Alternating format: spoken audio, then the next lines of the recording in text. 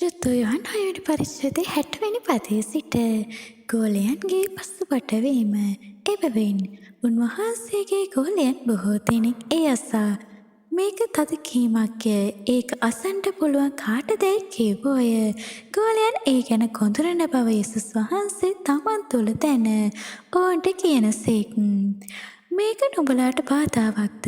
එසේනම් මනුෂ්‍ය පුත්‍රයා පෙර සිටි තැනට නගිනවා නුඹලා දුටුවොත් කිමෙක්ද? ජීවත් කරන්නේ ආත්මයය. මාංශයෙන් කිසි ප්‍රයෝජනයක් නැත. මා නුඹලාට කී වචන ආත්මයෙන්ද ජීවනයේද වේ. නමුත් විශ්වාස නොකරන සමහරෙක් නුඹලා අතරේ සිටිති කීසේක.